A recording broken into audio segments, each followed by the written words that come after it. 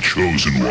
Voices in my head, they come to me, they understand, they talk to me. The voices, the savior, hates to love and loves to hate. I have a voice that has the knowledge. I hear voices crying, I see heroes dying. Yes, this is volume 2 of the Young Dead Wrestlers, and I just wanted to say that I'm going to do this, but you need to check out this DVD to know the stories.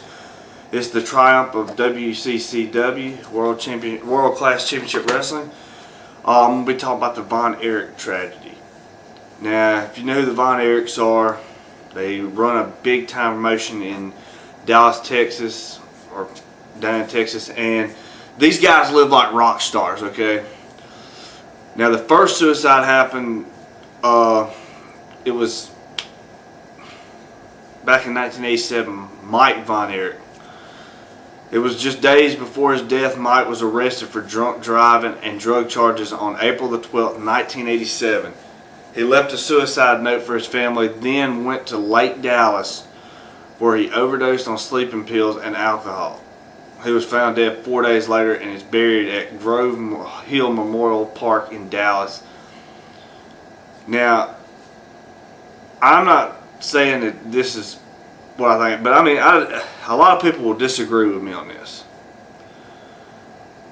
Is there a connection here? Is it suicide genetic in families or something? Because, you know, Ernest Hemingway and then the Ernest Hemingway curse family thing.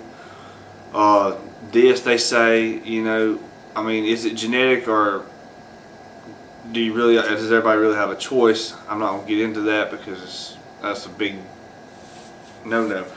But Mike Von Erich, Kerry Von Erich were like rock stars. And Kevin Von Erich and David Von Erich were like rock stars. And they had a little brother named Chris. He had some problems, and just he also committed suicide along with Kerry. But I mean, it's tragedy that they had to go out like this, because I mean, they were a great talent. Now, Kerry Von Erich had a history of drug problems, and drugs may have been a factor in the motorcycle crash in 1986 that cost him his right foot. Kerry Von Erich committed suicide by shooting himself with a .45 caliber handgun in the chest at his father's ranch in Denton, Texas on February the 18th, 1993. It was only one day after being indicted on drug charges. Coincidentally, on the day of his death, he was scheduled to wrestle Dave Sheldon, the Angel of Death. Now, Kerry made it big. He probably made it bigger than any of the other ones. Made it to the WWF. Kerry was known as the Texas Tornado. He was the Intercontinental Champion. I mean, he was alright to watch, you know, and enjoyed it. And he, it's just, I mean, it's just a lot of tragedy when you grow up in the spotlight, and you're treated just like you were born with a silver spoon in your mouth. Sooner or later, if you don't have no responsibility, you take things for granted. But, you know, and they were also, the Von Erich family was inducted into the 2009 class of the WWE Hall of Fame by a long-time host or rival, Michael Hayes. Now, Michael Hayes has been in the WWE.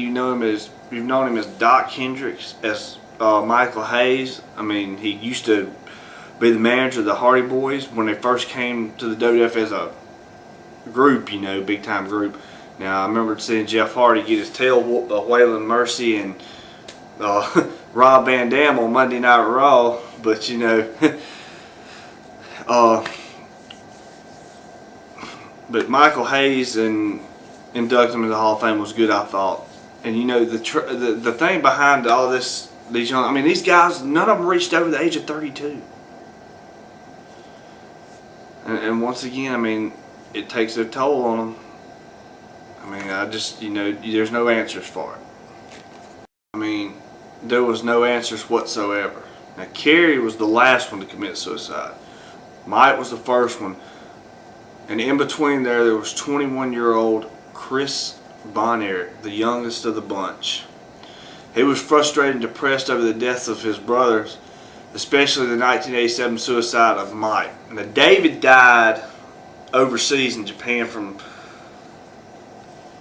something. It was some kind of something to do with the food or something. I'm not really sure. I can't remember. But he died, and initially, and with the inability to make headway as a wrestler due to his physical build, Chris shot himself in the head on September the 12th, 1991, at the age of 21.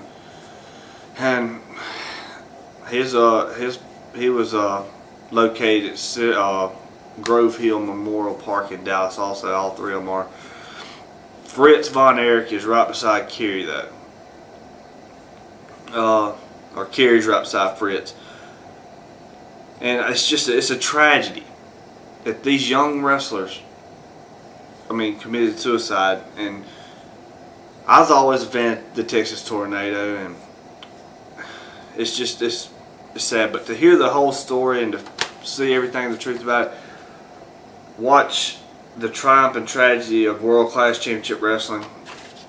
It's a good DVD. I've enjoyed it. I've had this thing for about, I got it when it first come out, and sat back, me and my fiance watched it, and she's not a big wrestling fan, or wasn't at that time, and she enjoyed the DVD as well.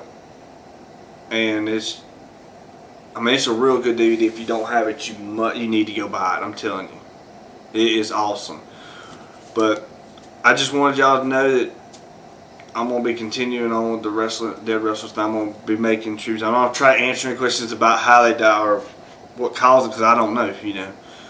I just want you to know that these guys did go out there and perform every night for us, and they deserve to be recognized for other than what they die for. They need to be recognized for entertaining the fans, and all the drug abuse and stuff like that needs to just disappear, because they just got in a rough spot, I guess you could say. But I just want y'all to tune in and watch it and subscribe in the box to the left. And this is The Chosen One, and we are going to be out of here. But make sure you subscribe and check out my other videos too. I hope you liked this one. I didn't really know how much to say, but I hope you enjoyed it. We're out. The Chosen One. I hear voices in my head, they count to me, they understand, they talk.